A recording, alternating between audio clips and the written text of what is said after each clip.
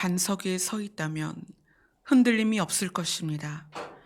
그러나 만약 내 마음이 지금 흔들리고 있다면 내 발이 반석 위에 서 있지 않은 까닭입니다.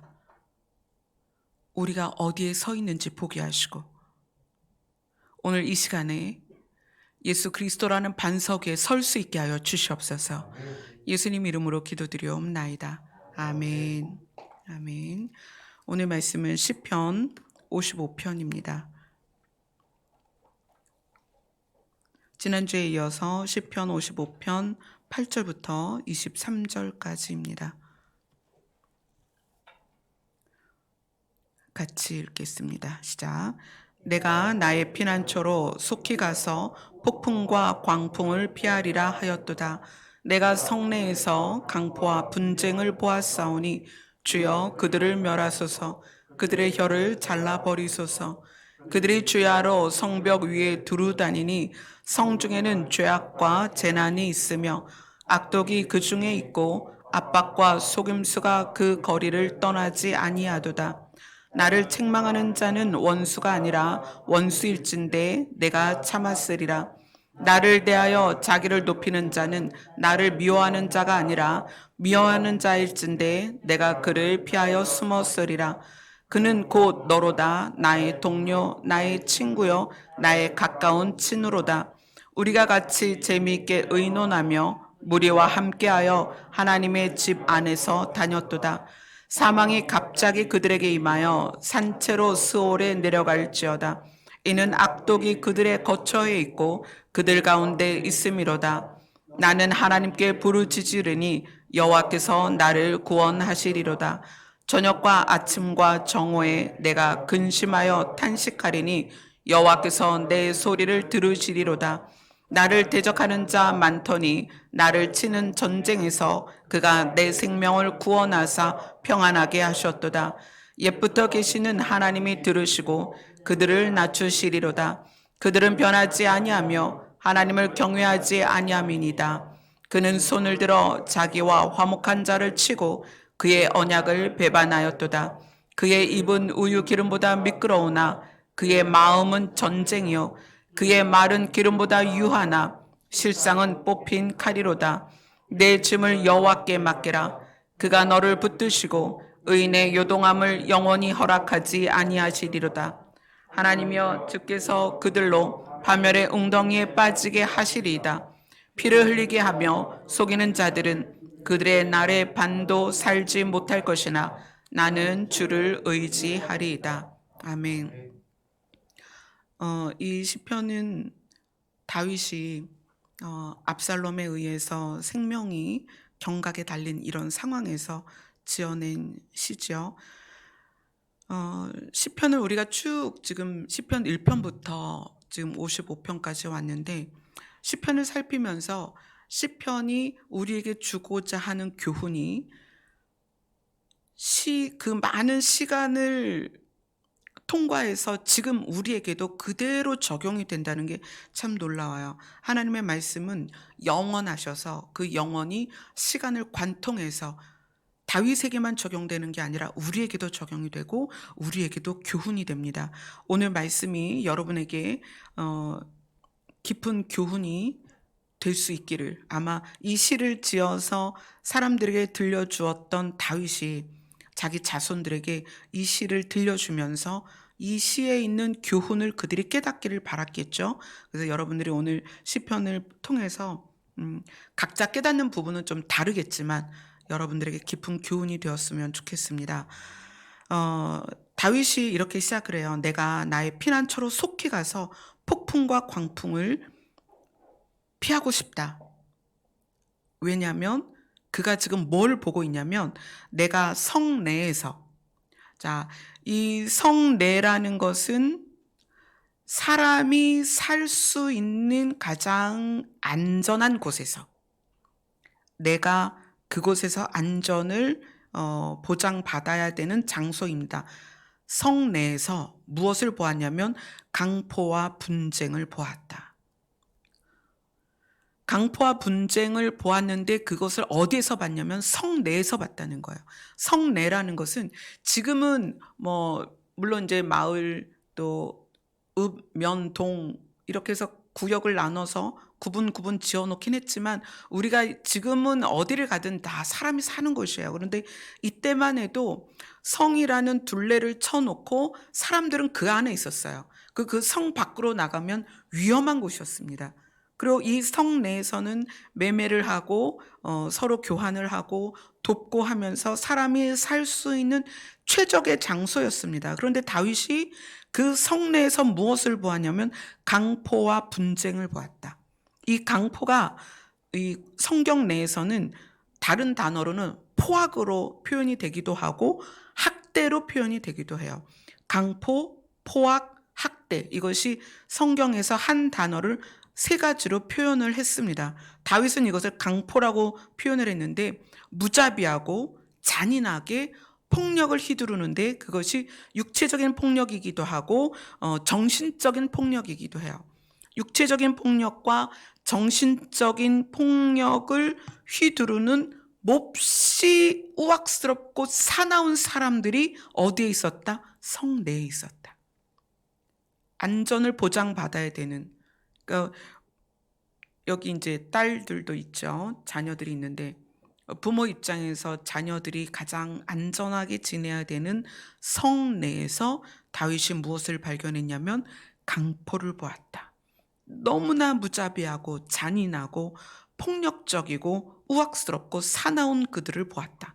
그리고 또 하나 무엇을 봤냐면 분쟁을 보았다. 이 분쟁이라는 거는 서로가 어떤 문제를 가지고 전혀 반대되는 내용으로 싸우는 거예요. 주장하고 내세우고 싸우는 거예요. 근데 이 분쟁에서의 중요한 점은 합일점을 찾지 못한다는 건 둘 중에 하나가 진실을 속이고 있기 때문에 그래요. 둘 다 진실하다면 한 가지 주제를 가지고 이야기할 때 결론이 나와요. 그리고 합일점을 찾을 수가 있어요. 그런데 둘 중에 하나는 거짓을 지금 말하고 있는 거예요. 이 분쟁은 강하게 주장하고 강하게 내세우는데 강하게 주장하고 내세우는 둘 중에 하나는 거짓이기 때문에 결론이 안 나고 그것 때문에 계속 싸우는 거거든요. 시끄럽게 복잡하게 지금 다투는 모습이에요. 분쟁이 있다는 것은 정의를 잃었다는 거예요. 강포가 있다는 것은 사랑을 잃었다는 거예요. 의로움을 잃었다는 거예요. 근데 그것이 어디에서? 성 내에서 그랬다. 그리고 이제 다윗이 그 부분을 조금 더 자세하게 어떻게 표현하냐면 10절을 한번 읽어보겠습니다. 시작.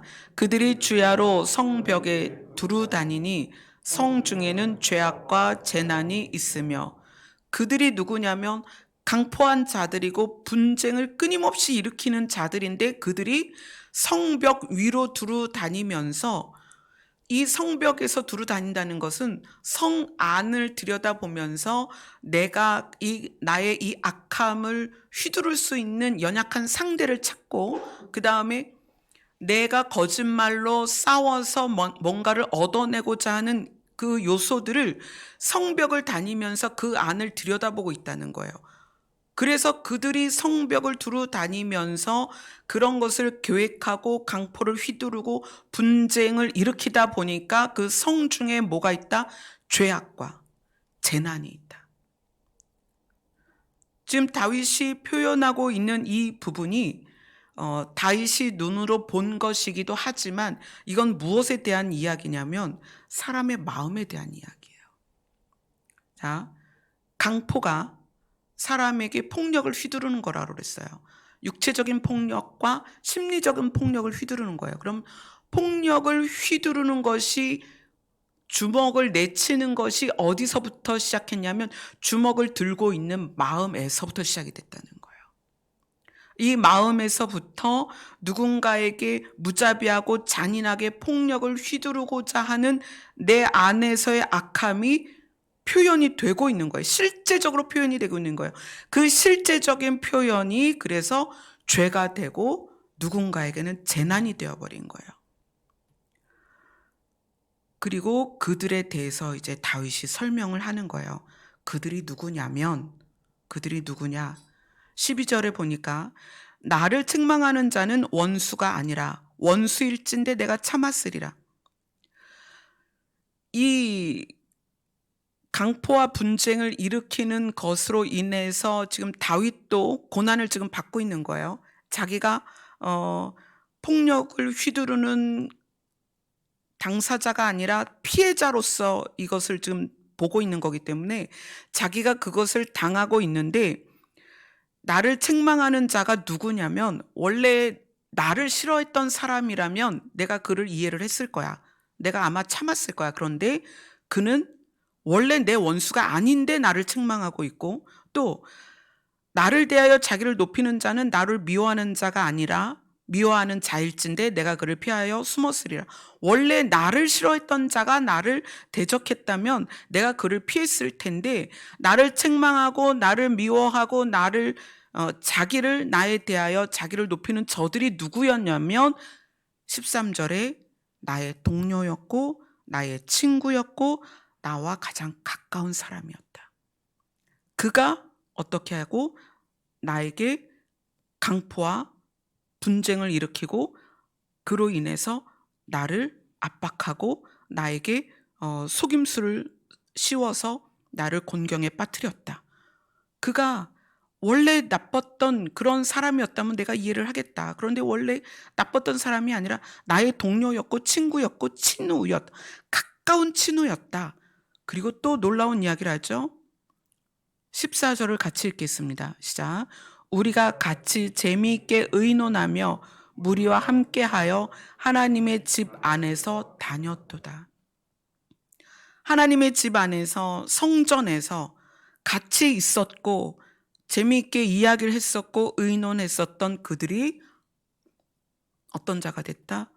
강포와 분쟁을 일으키는 자가 됐고 이 성 안에서 죄악과 재난을 일으키는 자가 되었다. 그래서 다윗이 그들을 하나님 앞에 고발하는 거예요. 15절을 같이 읽겠습니다. 시작. 사망이 갑자기 그들에게 임하여 산채로 스올에 내려갈지어다. 이는 악독이 그들의 거처에 있고 그들 가운데 있음이로다. 다윗의 친구였고 동료였고 정말 가까운 친우였는데 그들이 강포와 분쟁을 일삼으며 다윗에게 뿐만 아니라 다윗과 가까이 있던 사람들 모두에게 그런 죄를 지으며 사람들이 재난에 빠지도록 하는 그들에 대하여 다윗이 하나님 앞에 고발하는 장면입니다. 그리고 이렇게 얘기해요. 나는 하나님께 부르짖으리니 여호와께서 나를 구원하시리로다.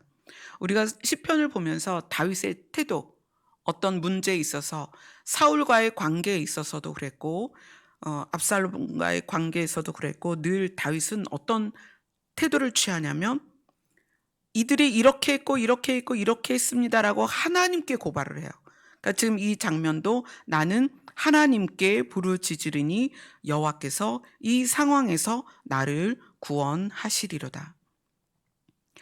저는 이 부분을 우리 각자에게 적용을 할 때 이렇게 적용을 했으면 좋겠어요. 사실 우리가 일상을 살면서 지금의 상황처럼 아들이 우리를 죽이려고 하거나 이웃이 우리를 죽이려고 하거나 그런 상황은 아니에요.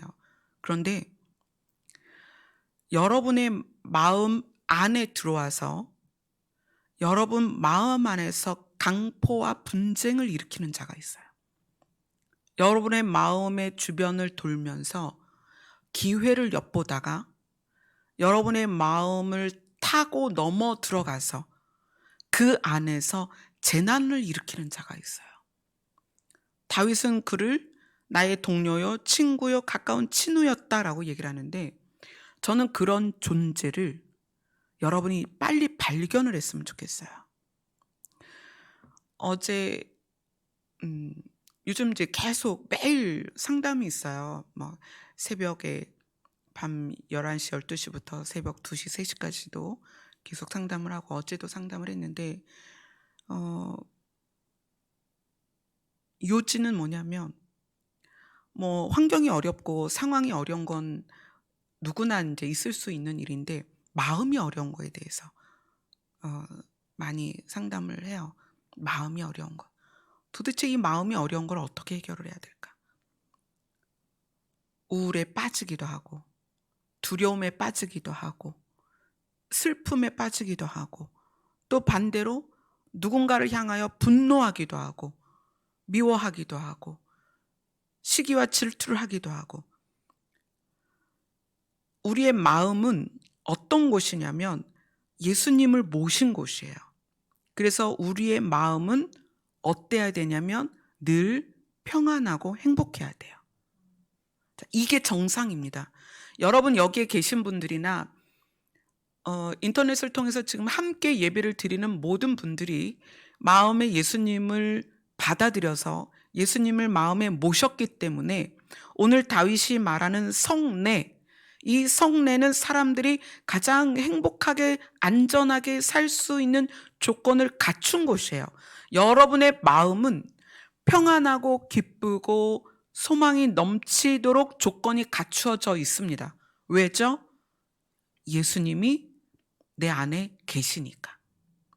그런데 오늘 말씀처럼 성벽에 그들이 두루 다니면서 성중에 제약과 재난을 일으킬 틈을 찾아서 그들이 강포를 휘두르고 분쟁을 일으켜서 그 성내가 재난이 가득해졌다는 거예요.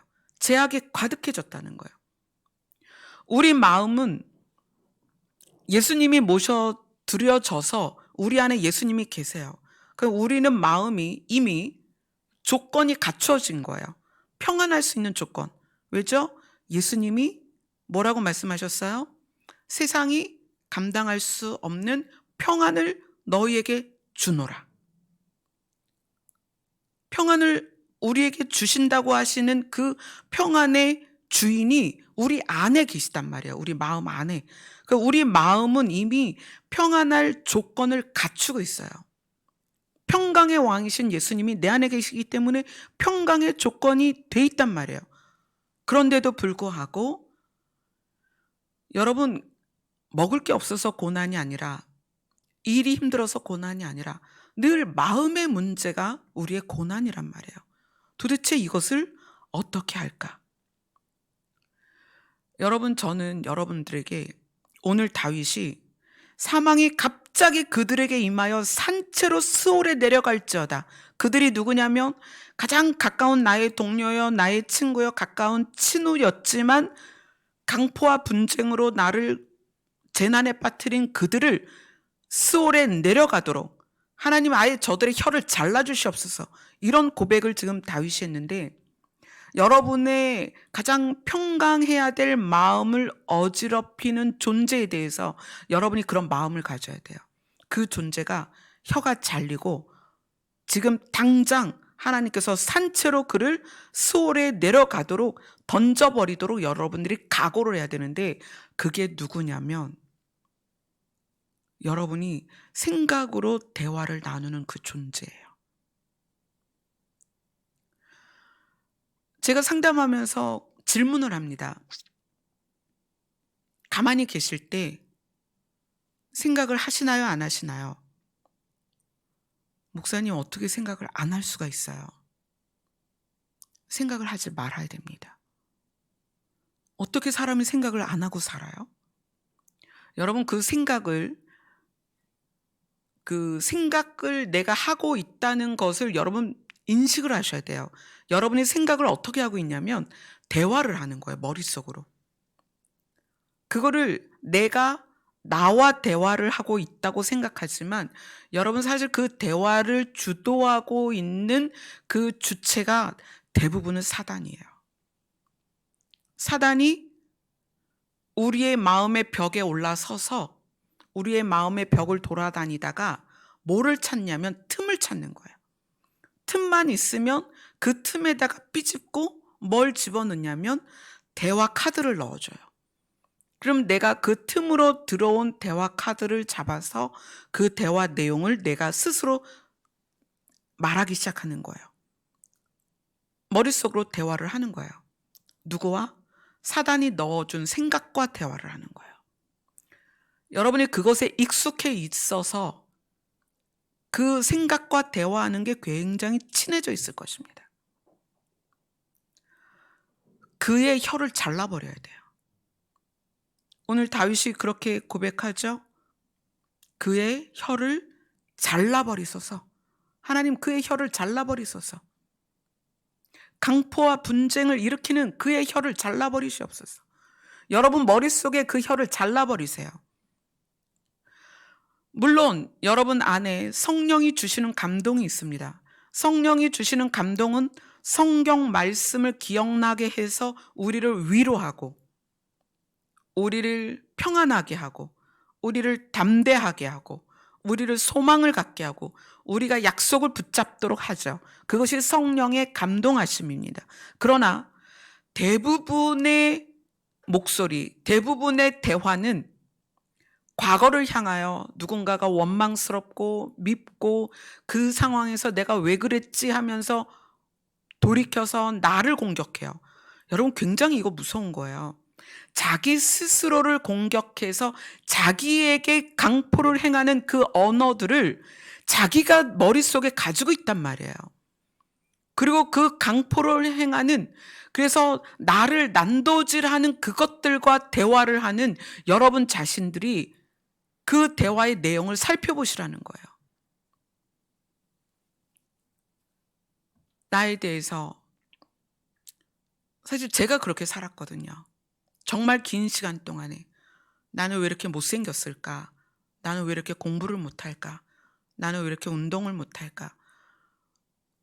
저희 동생 같은 경우는 공부를 굉장히 잘했어요. 대학을 지금 과기대인가요? 이름이 그렇게 바뀌었던데 홍일점으로 들어가서, 기계공학과를 홍일점으로 들어가서 졸업할 때는 과 수석으로 졸업을 하네요. 그런 동생이 늘 이제 공부를 잘하니까 저하고 얼마나 비교가 되겠어요. 저는 부모님이 늘 바쁘셔서 그 성적표를 잘 안 보여드렸어요.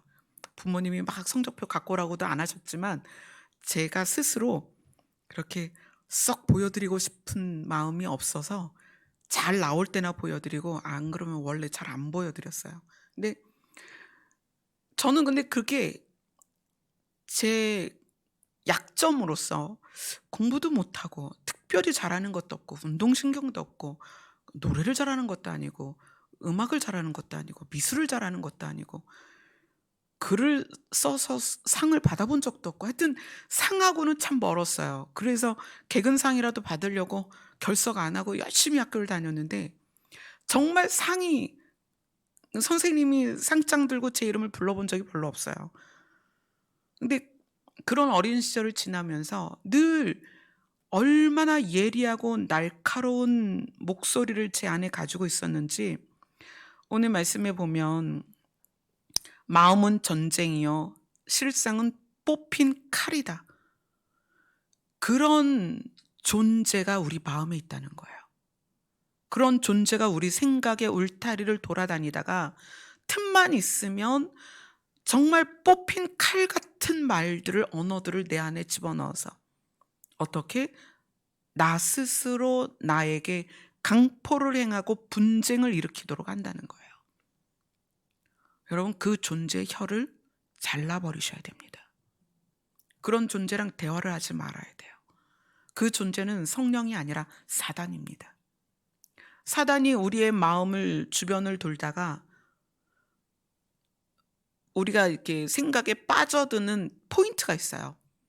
나보다 예쁜 사람을 봤을 때 나는 왜 이렇게밖에 못생겼지? 라는 생각과 동시에 이제 사단이 그 말꼬리를 이어가죠. 근데 나는 그 말꼬리를 붙잡고 대화를 하기 시작하는 거예요. 그러면서 누구를 원망하고 누구를 미워하고 분노하고 저주하고 나에게 강포를 행하다가 나중에는 결국 타인에게 강포를 행해요. 이것이 여러분 신앙생활에서 끊어지지 않으면 여러분 마음이 행복하고 평안해야만 하는 상태로 살아야 하는데 그럴 수가 없다는 거예요. 그걸 못 누리는 거예요. 하나님께서 우리에게 예수 그리스도를 보내시면서 너는 이제 거룩한 나라다. 거룩한 백성이다. 왕 같은 제사장이다. 이제 누려라. 너희 자신이 천국이다. 누려라. 그런데 그걸 못 누리는 거예요. 왜 못 누리느냐? 내 생각의 테두리를 돌면서 나에게 정말 뽑힌 칼 같은 예리한 언어들을 넣어줄 때 그거를 넙죽넙죽 받아서 내 안이 만신창이가 되어버리는 거예요. 그래서 그렇게 말하는 존재의 혀를 잘라버리세요. 만약에 나를 비하하는 생각들이 내 안에서 생겨날 때 그건 내 안에서 생긴다는 표현보다는 사단이 넣어주는 거거든요. 그럴 때 그것에 대해서 거부하셔야 돼요. 그래서 제가 예전에도 말씀드렸어요. 기준을 잘 세워라. 기준. 내가 누구냐. 여러분은 하나님의 자녀입니다. 어떤 자녀예요? 하나님이 자기 아들과 바꾼 자녀입니다. 하나님이 자기 아들을 땅에 내동댕이 치고 우리를 자녀 삼으셨어요. 우린 그런 존재입니다. 만약에 자기의 가치를 하락시키는 언어들이 들어오면 단호하게 잘라버리세요. 아니라고 거부하세요. 나는 하나님의 자녀다. 그들의 혀를 잘라버리지 않으면 여러분은 끊임없이 여러분의 마음 안에 강포와 분쟁이 있을 것입니다. 그리고 여러분이 하나님의 백성으로 하나님의 자녀로 살 수 있는 이 땅에서 누릴 수 있는 부분을 못 누리는 거예요. 그리고 시간을 지나면서 결국 하나님의 나라에 갈 때까지 이 땅에서 천국을 맛보질 못한다는 거예요. 다윗이 성내, 성벽, 성중에 이 표현을 하는 것을 여러분 기억하세요. 여러분의 마음은 예수 그리스도로 인하여 평안해야만 합니다. 내가 평안하지 않다면 나는 지금 자르지 않은 혀가 있다는 거예요. 누군가와 계속 대화를 하고 있다는 거예요. 누구를 미워하는 것도 내 안에서 시작이 있을 수는 있어요. 쟤는 왜 저래? 쟤는 맨날 저걸 실수하지? 아니면 쟤는 옷을 왜 저렇게 입어? 아니면 뭐 여러 가지 있을 수 있죠. 근데 그 다음에 일어나는 생각들은 사단이 주는 혀입니다. 아주 악한 혀예요. 내 안에 강포와 분쟁을 일으키는 혀입니다. 그래서 그 혀가 말을 하기 시작했을 때 여러분 단호하게 그 혀를 잘라야 돼요. 그러나 그 혀와 대화를 나누기 시작하면 내 안에서 타인에 대한 강포가 일어나기 시작하는 거예요. 그리고 분쟁하는 마음이 내 안에서 생겨나는 거예요. 이 성내와 성벽과 성중에서 강포와 분쟁을 일으키는 그 주인공들에 대하여 다윗이 그들의 모든 악함을 하나님께 고발을 하고 그리고 삶의 자세에 대해서 이렇게 이야기합니다. 나는 하나님께 부르짖으리니 여호와께서 나를 구원하시리로다. 여러분의 생각으로 들어오는 것과 대화를 하지 마세요. 그의 혀를 잘라버리세요. 그리고 그 모든 문제와 사건을 가지고 어떻게 나는 하나님께 부르짖으리니 어떤 상황에서도 하나님이 나를 구원하시리로다. 이것이 이제 연결돼서 같은 의미로 쓰여진 것이 22절입니다. 시편 55편 22절 같이 읽겠습니다. 시작. 내 짐을 여호와께 맡기라. 그가 너를 붙드시고 의인의 요동함을 영원히 허락하지 아니하시리로다. 우리가 가지고 있는 짐이 많이 있습니다. 뭐 아내로, 남편으로, 어머니로, 아버지로, 자녀로, 부모로 정말 많은 짐이 있어요. 근데 이 짐을 내가 지고 있다가 악한 혀에 의해서 이 짐에 의해서 그 혀와 대화를 하면서 뭐가 생겨요? 불평과 불만이 생기는 거예요. 그리고 그 뽑힌 칼 같은 말들과 대화를 하기 시작하면서 내 안의 강포와 분쟁이 또 타인에게도 그대로 부어지는 거예요. 우리의 짐은 누가 해결하신다? 하나님이 해결하신다. 그래서 내 짐을 여호와께 맡겨라. 그분은 어떤 분이다?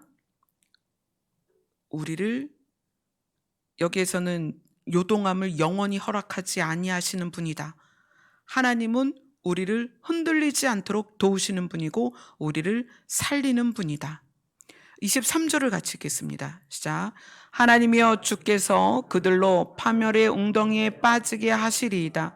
피를 흘리게 하며 속이는 자들은 그들의 날에 반도 살지 못할 것이나 나는 주를 의지하리이다. 오늘 말씀이 주일 말씀하고 그대로 연결될 거예요. 주일 본문이 오늘 말씀의 연장선에서 조금 더 이제 디테일하게 나눌 말씀이 될 건데, 내가 나에게 강포를 휘두르고 나에게 칼을 들이대는 사람들, 여러분 정말 기억하세요. 그 대화하는 존재의 혀를 잘라버리셔야 되고요. 타인을 향하여, 누구인지는 모르겠지만 어떤 대상을 정해서 강포와 분쟁을 내 안에서 그를 향하여 쏟아내고 있다면 그 혀를 잘라버리셔야 됩니다. 그렇지 않으면 우리가 죽어요. 사단이 자기 때가 얼마 남지 않은 줄 알고 어떤 자를, 삼킬 만한 자를 두루 찾아다닙니다. 그러다가 대상을 만나면 삼켜버려요. 근데 그 삼킨다는 게 어떻게 증상이 나타나냐면 내 안에 악한 말들이 나오는 거예요. 내 안에 악한 말들, 악한 생각들이 계속 나오면서 내가 그 말들과 대화를 하고 그 말들을 쏟아내고, 사단이 우리를 삼키면 증상이 그렇게 나타납니다. 그러면 우리가 삼켜졌어요. 살려면 어떻게 해야 돼요? 찢고 나와야 되잖아요. 우리를 삼킨 사단을 찢고 나와야 되잖아요. 여러분, 말씀의 검을 가지고요, 그렇게 우리를 삼켜버린 존재를 찢어버리세요. 선으로서 악을 이기라. 말씀이 우리 안에 기준이 되면, 말씀이 우리 안에 기준이 되고 내 발이 반석 위에 서면, 사단이 우리의 마음을 빙빙 돌다가 틈이 생겼을 때 그 뽑힌 칼 같은 언어들을 넣어줄 때 우리는 바로 그의 혀를 자를 수가 있다는 거예요.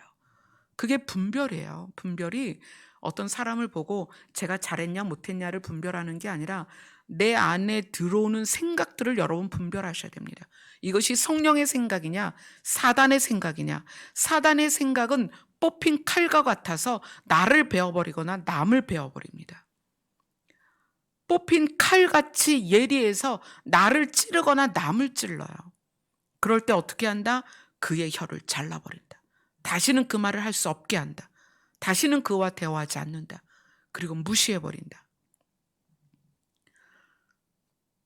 제 자신이 어둠에서 나올 수 있었던 계기가 그거예요. 저도 생각에 빠지고 우울에 빠지고 슬픔에 빠지고 자격지심에 빠지고 늘 그랬어요. 그것을 헤어나오질 못하고, 뭐 남편이 조금만 서운하게 해도 그게 너무 서운하고 밉고 막 원망스럽고, 그러면서 그거를 늘 내 안에서 대화로, 생각과 대화를 나누는 거죠. 그러다가 어느 날 그것이 사단의 속삭임이라는 걸 알았어요. 그리고 그 다음부터는 그의 혀를 잘라버린 거예요. 말을 하지 않는 거예요. 그것과 대화를 하지 않는 거예요. 여러분들 생각을 멈추세요. 그럼 바보가 되느냐? 아니요. 생각이 멈추고 여러분이 고요히 잔잔히 정말 호수처럼 잔잔해지면 하나님의 생각이 명료해집니다. 하나님의 말씀이 명확해져요. 그래서 여러분들 안에 일어나는, 안으로 들어오는 그런 말과 생각들을 거절하셔야 됩니다. 그 혀를 잘라버리세요. 그리고 대화하지 않는다. 머릿속으로 마음으로 대화하지 않는다. 여러분 대화하지 마세요. 그 혀를 자르세요. 그래야 여러분 삽니다. 그래야 내 안에 계신 예수님과 교제하며 예수님이 우리에게 주시는 평안을 누릴 수가 있다는 거예요. 아멘. 그리고 이제 주일날 말씀과 연결해서 이 오늘 시편에서 다윗이 말하는 부분과 주일날 마태복음에서 나눌 말씀을 연결해서 여러분들께서 기억을 하시면 좋겠어요. 제가 둘째를 낳기 전인데 그때 이제 찬미만 있을 때였어요. 찬미가 7살, 8살 때 둘째가 태어났으니까 아마 그때는 찬미가 한 5살쯤 됐을 거예요. 어느 날 낮에 집에 있는데 너무 시끄러운 거예요. 그 소리가 너무 시끄러워서 도대체 이게 무슨 소린가 하고 봤는데 저희 방이 2칸이 있었어요. 근데 작은 방에 길로 향한 창문이 있었는데 그 창문에 여러분 골룸 아시나요? 골룸?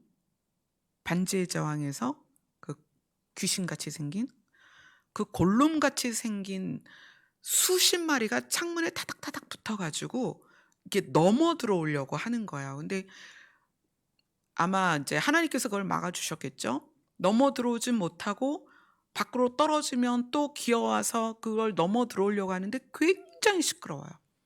얼마나 시끄러운지 제가 막 조용히 하라고 소리를 칠 정도였어요. 귀신들이 그렇게 시끄러워요. 근데 그 귀신이 사단이 우리 안에 접근할 때 뭘로 접근하냐면 말로 접근한다는 거야. 야, 쟤 왜 저러니? 그래서 누군가를 미워하게 하고 야, 쟤는 어떻게 저렇게밖에 못하니? 이러면서 누군가를 판단하게 하고 또 자기 자신에 대해서도 너 왜 그거밖에 못해? 여러분 생각 속에서 일어나는 말들을 다 꺼내서 여러분 살펴보세요. 거의 90%는 사단의 언어들입니다.